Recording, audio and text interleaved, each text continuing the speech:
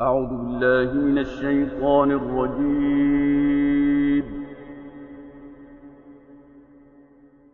بسم الله الرحمن الرحيم.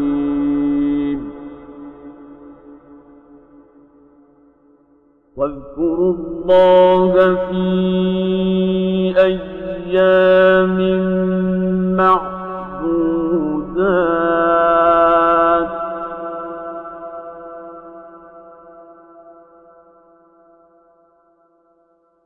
فمن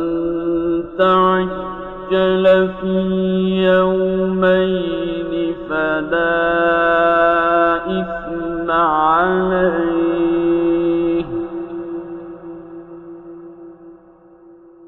ومن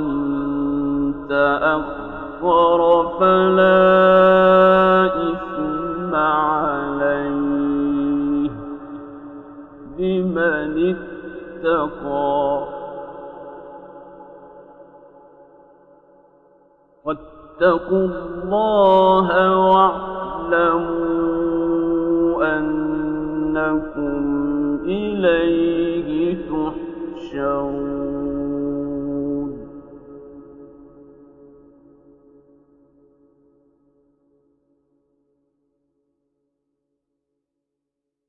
ومن الناس من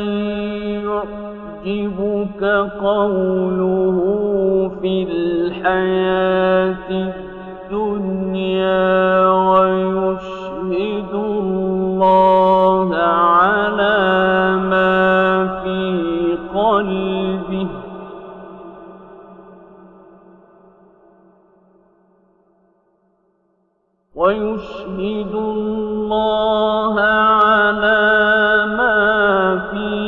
قلبه وهو ألد الخصام.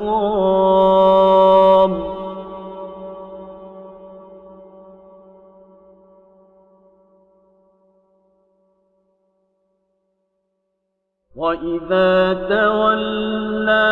سعى في الأرض ليفسد فيها ويهلك الحرث والنسل والله لا يحب الفساد.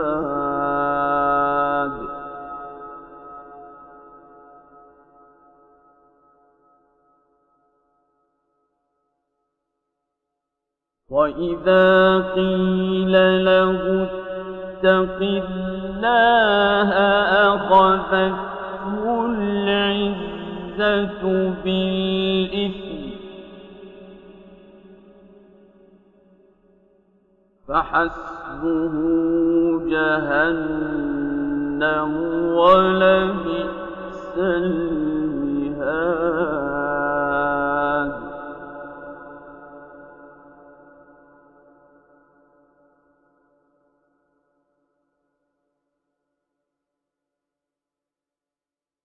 ومن الناس من يشري نفسه ابتغاء مرضات الله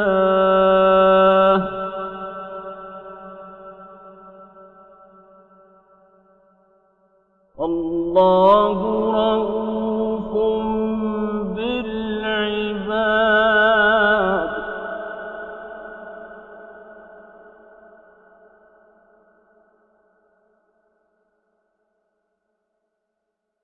يا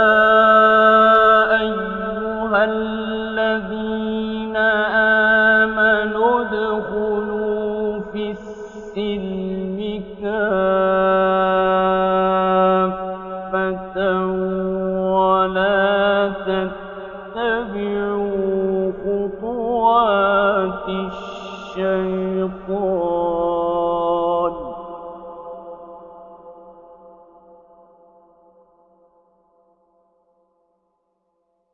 إنه لكم عدو مبين.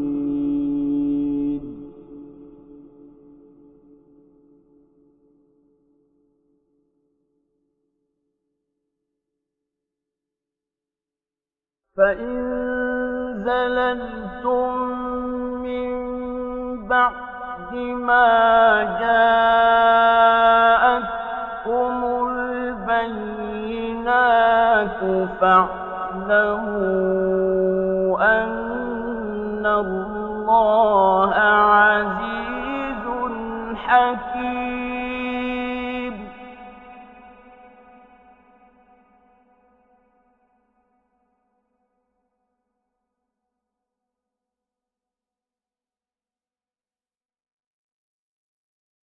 هل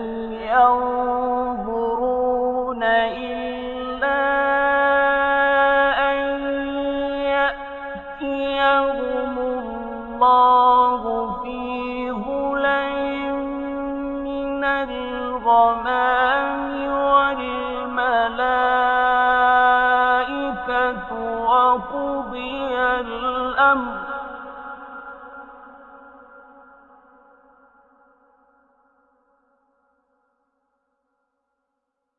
وإلى الله ترجع الأمور.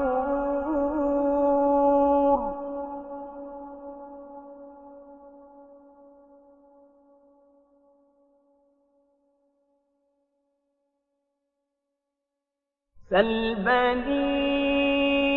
إسرائيل كم آتيناهم من آية بينة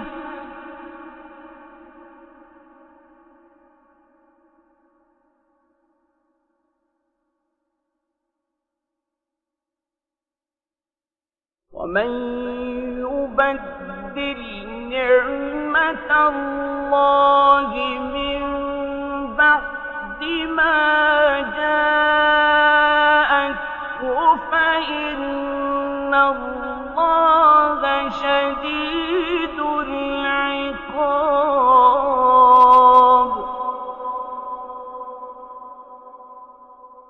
زين للذين كفروا الحياة الدنيا ويسخرون من الذين آمنوا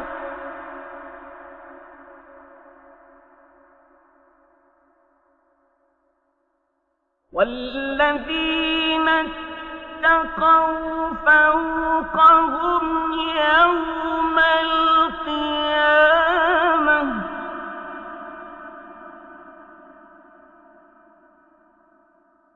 والله يرزق من يشاء بغير حساب.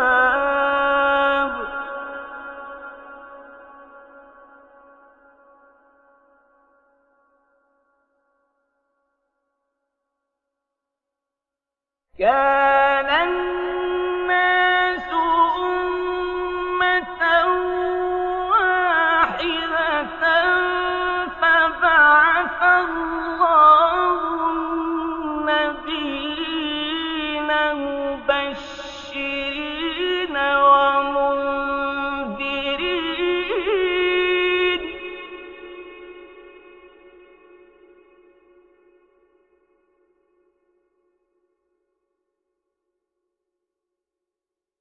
وأنزل معهم الكتاب بالحق ليحكم بين الناس فيما اختلفوا فيه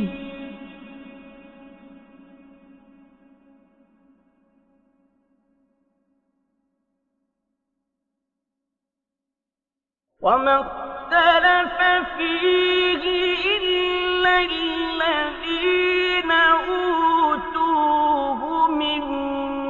بعد ما جاءتهم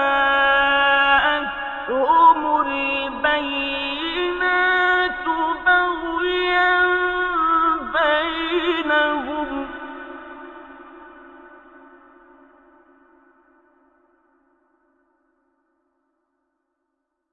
فهدى الله الذين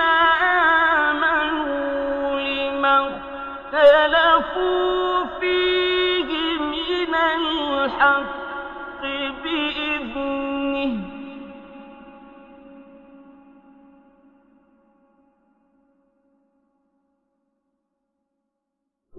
والله يهدي من يشاء إلى صراط مستقيم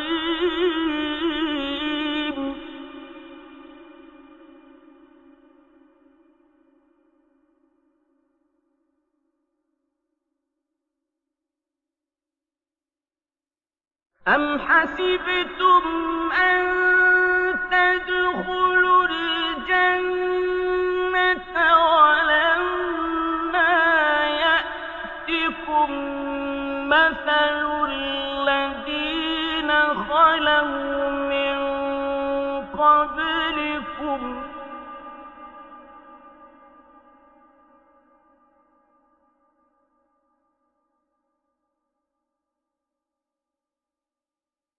مستهم البأساء والضراء وزلزلوا حتى يقول الرسول والذين آمنوا معه متى نصر الله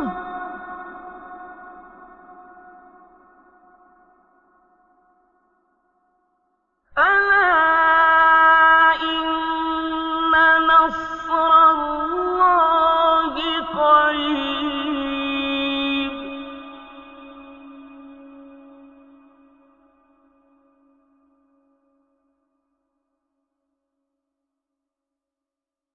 يسألونك ماذا ينفقون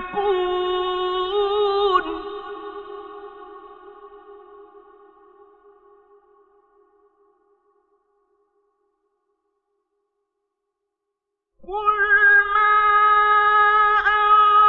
أنفقتم من خير فللوالدين والأقربين واليتامى والمساكين وابن السبيل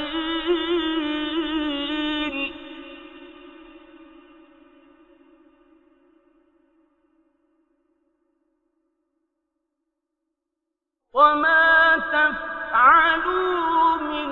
خير فإن الله به عليم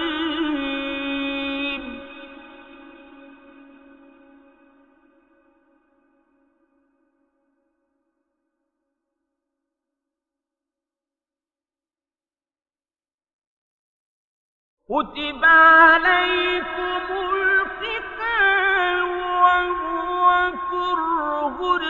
لكم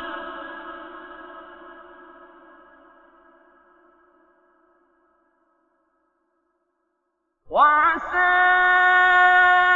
أن تكرهوا شيئا وهو خير لكم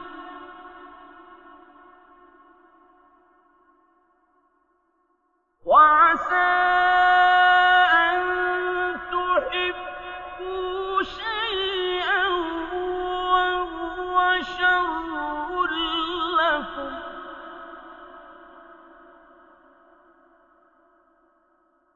والله يعلم وأنتم لا تعلمون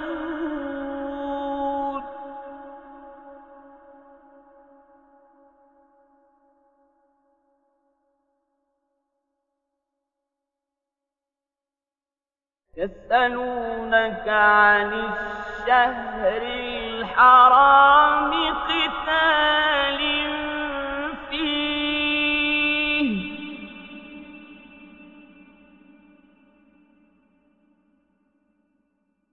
قل قتال فيه كبير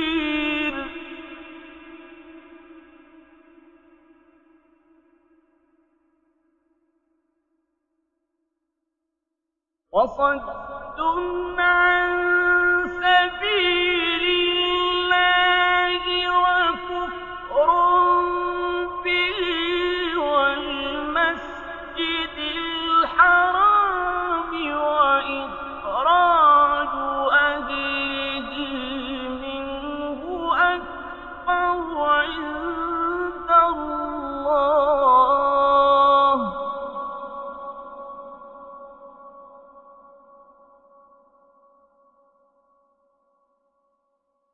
والفتنة أكبر من القتل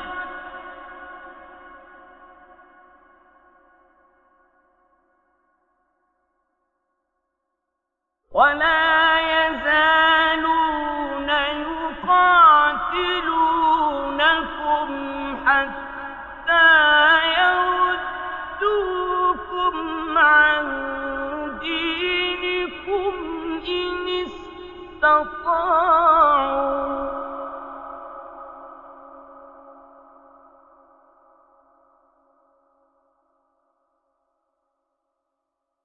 ومن يرتد منكم عن دينه فيمت وهو كافر فأولئك حبطت أعمالهم في الدنيا والآخرة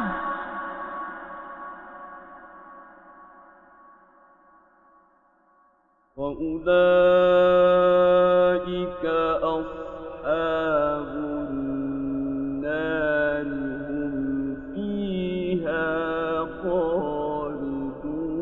خالدون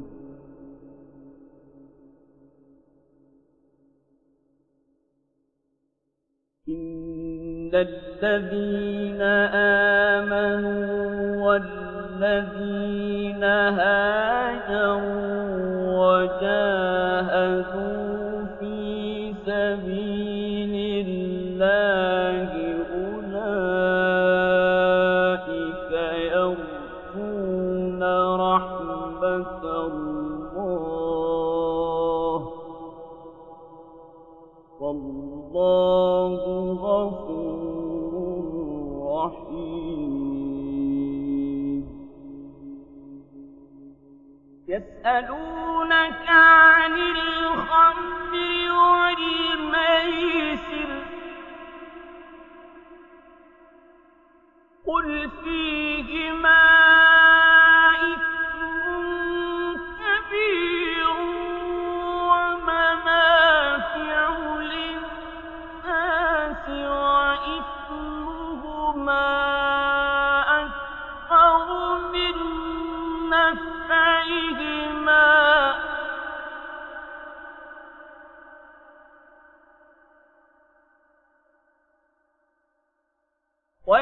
ويسألونك ماذا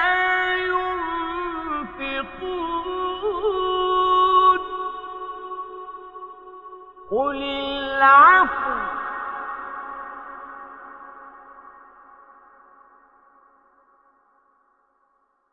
كذلك يبين الله لكم الآيات لعلكم تتفكرون في الدنيا والآخرة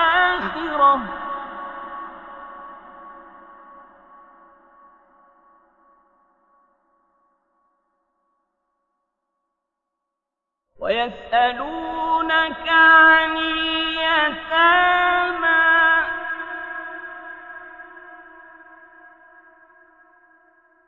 قل إصلاح لهم خير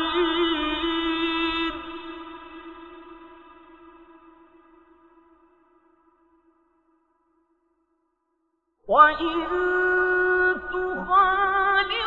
تخالطوهم فإخوانكم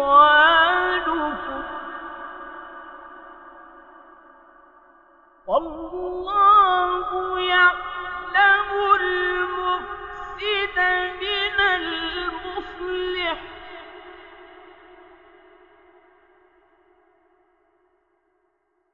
ولو شاء الله لأعنتكم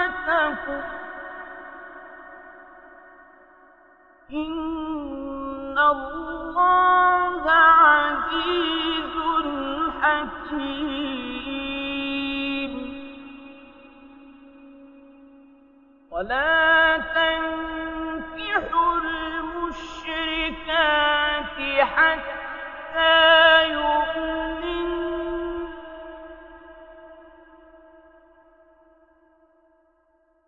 ولأمة مؤمنة خير من مشركة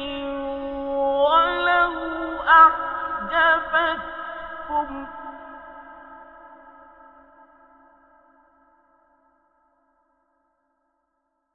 ولا تنكحوا المشركين حتى يؤمنوا ولعبد مؤمن خير من مشرك ولو أعجبكم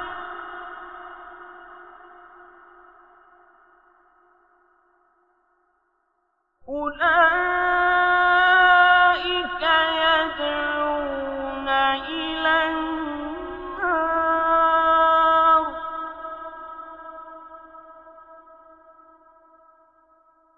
والله يدعو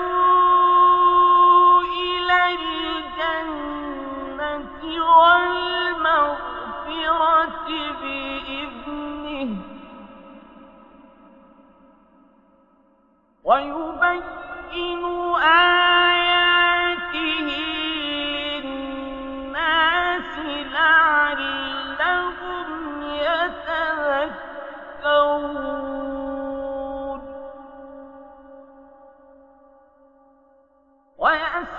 ويسألونك عن المحيض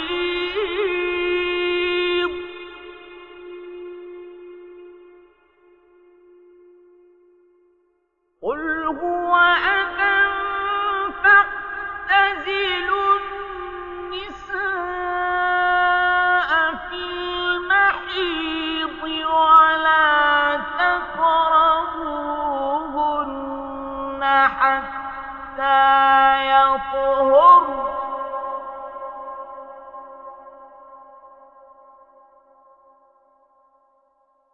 فإذا تطهرن فأتوهن من حيث أمركم الله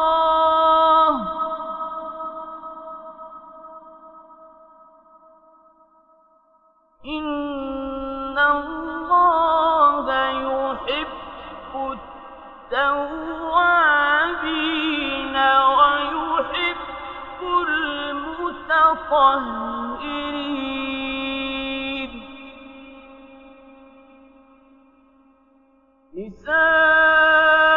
نساؤكم حرث لكم فأتوا حرثكم أنى شئتم وقدموا لأنفسكم واتقوا الله واعلموا أنكم ملاقوه وبشر المؤمنين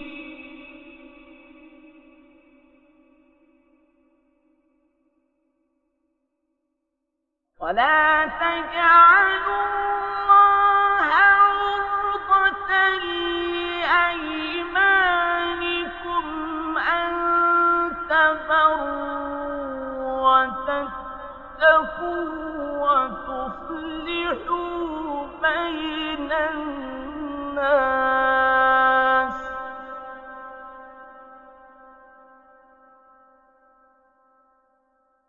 والله سميع عليم.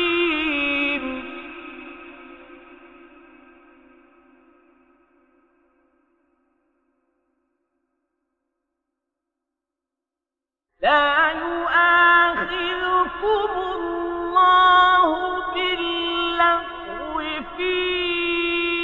أيمانكم ولكن يؤاخذكم بما كسبت قلوبكم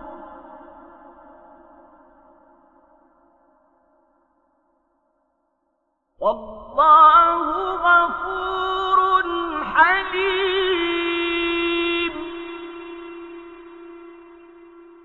للذين يؤلون من نسائهم تربص 4 أشهر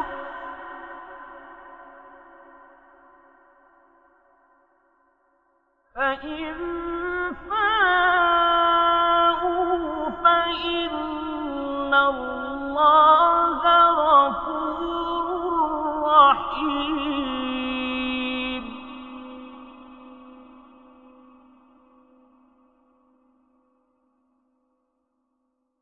وإن عزموا الطلاق فإن الله سميع عليم.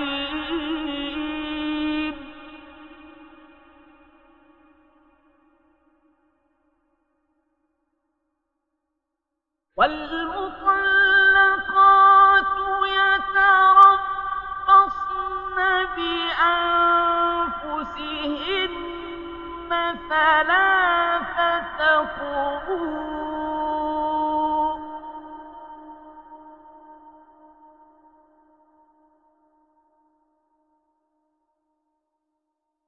ولا يحل لهن أن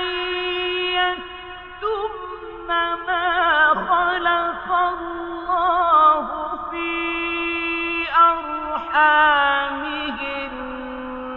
إن كن يؤمن بالله واليوم الآخر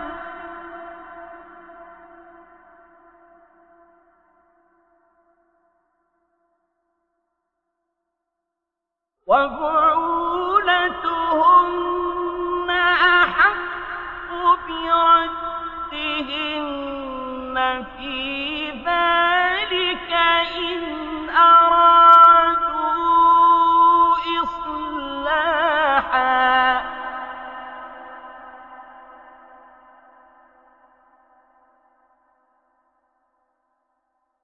ولهن مثل الذي عليهن بالمعروف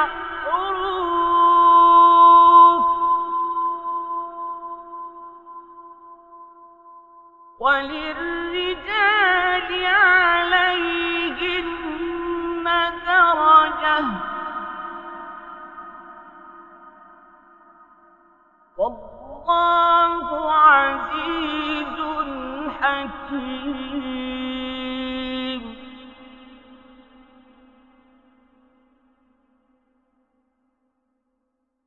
الطلاق مرتان فإمساك بمعروف أو تسريح بإحسان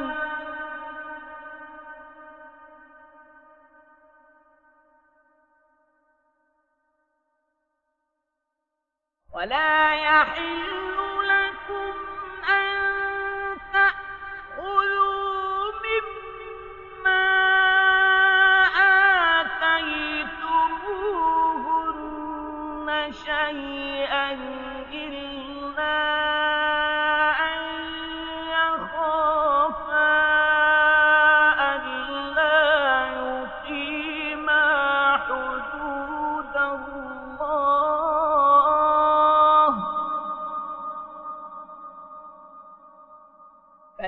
خفتم ألا يقيما حدود الله فلا جناح عليهما فيما افتدت به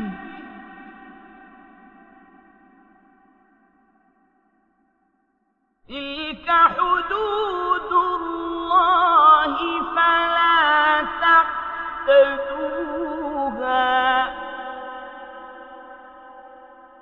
ومن يتعد حدود الله فأولئك هم الظالمون فإن طلقها فلا تحل له من بعد حتى تنكح زوجا غيره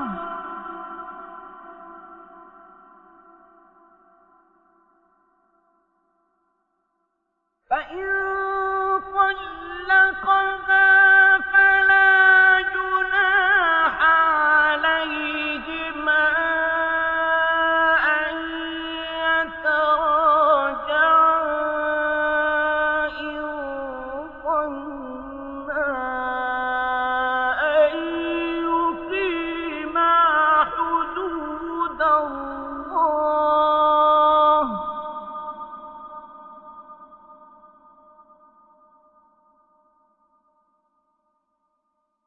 وتلك حدود الله يبينها لقوم يعلمون وإذا طلقتم النساء فبلغن أجلهن فأمسكوهن بمعروف أو سرحوهن بمعروف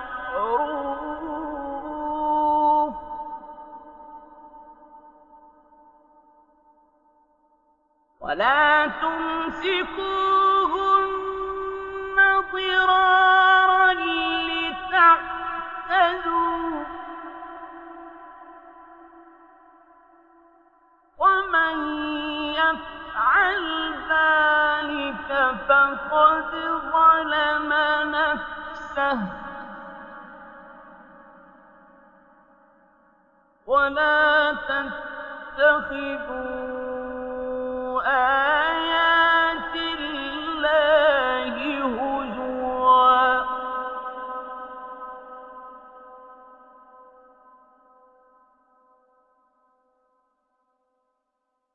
واذكروا نعمة الله عليكم وما أنزل عليكم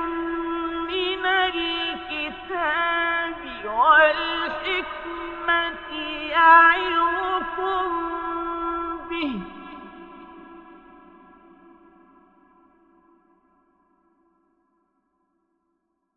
واتقوا الله واعلموا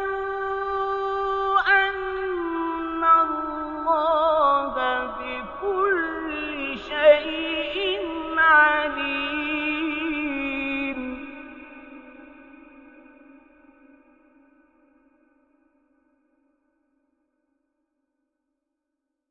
وإذا طلقتم النساء فبلغن أجلهن فلا تعضلوهن أن ينكحن أزواجهن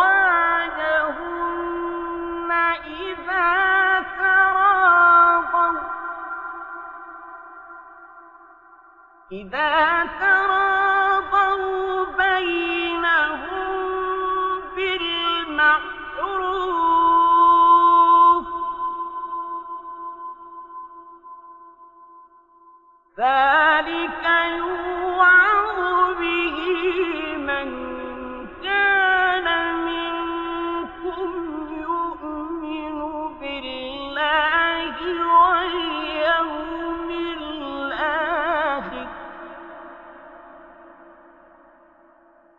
ذلكم